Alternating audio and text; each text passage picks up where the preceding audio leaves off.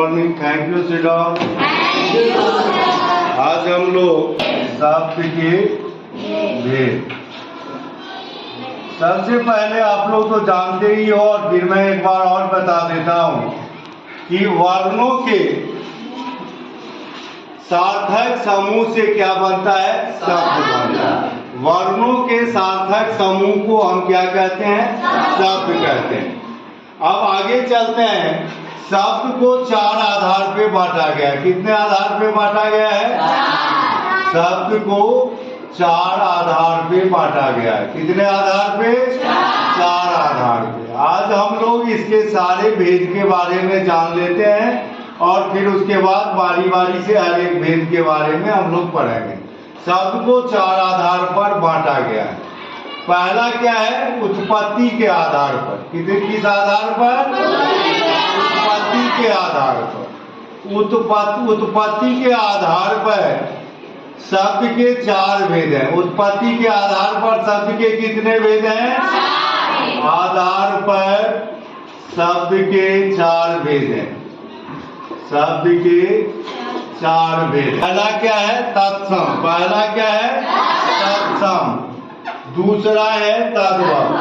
पहला है तत्सम, दूसरा तद्भव, तीसरा देशज और चौथा देशज और विशेषज।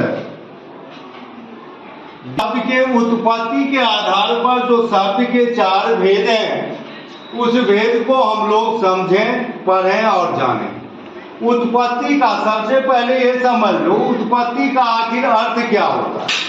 उत्पत्ति का अर्थ होता है जन्म। उत्पत्ति का अर्थ क्या होता है? जन्म। जो ये शब्द की उत्पत्ति कैसे हुई, तो सबसे पहले क्या है? तत्सम। क्या है? तत्सम। तत्सम शब्द ऐसे हैं कि संस्कृत से बहुत सारे शब्द ऐसे हैं हिंदी में जो शब्द हैं संस्कृत के और उसका प्रयोग होता है हिंदी में।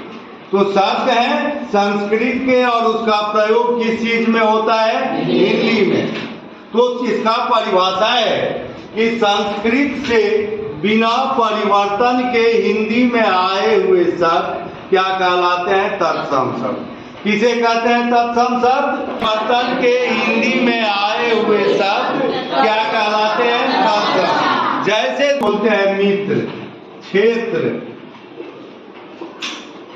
अग्नि आदि। ये जो 3 शब्द हैं, मित्र, क्षेत्र और अग्नि, ये तीनों शब्द क्या हैं?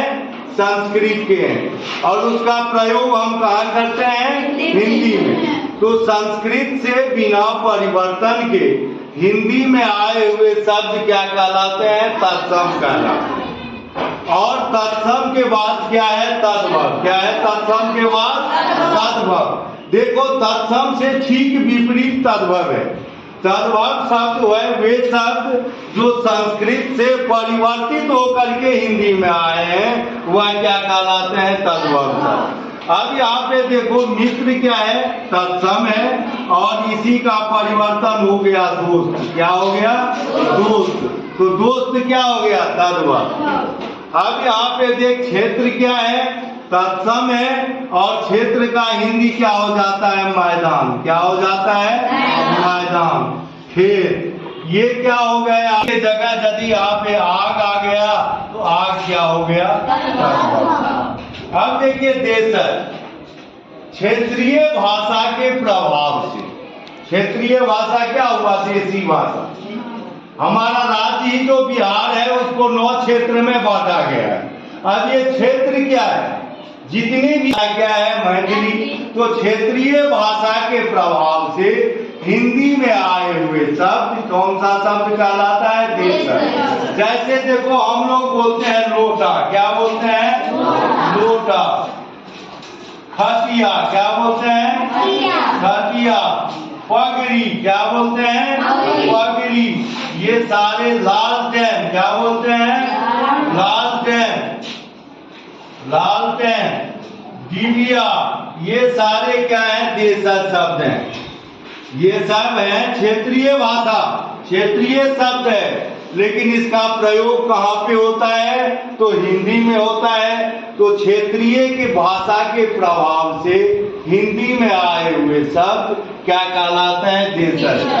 देशज शब्द जो है हमारे देश के ऊपर में अनेक सारे विदेशियों ने क्या किया? शासन किया।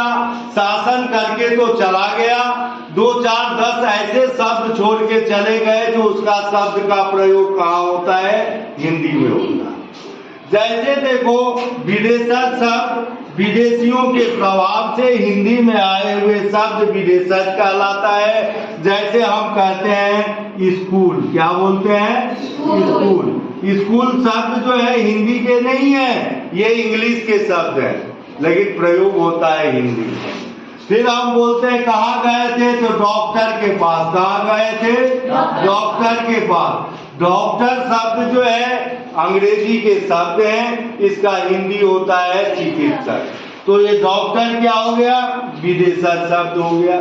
उसके बाद आप देखिए बदतमीज। बदतमीज।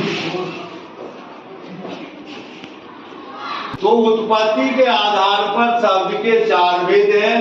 पहला है तत्सम शब्द, दूसरा पतत्सम शब्द, तद्भव शब्द, देशज और विदेशज। संस्कृत से बिना परिवर्तन के हिंदी में आए हुए शब्द तत्सम कहलाता है, और संस्कृत से परिवर्तित होकर के हिंदी में आए हुए शब्द तद्भव कहलाता है, और क्षेत्रीय भाषा के प्रभाव से हिंदी में आए हुए शब्द विदेशियों के प्रभाव से हिंदी में आए हुए शब्द विदेशज शब्द कहलाते हैं। रचना के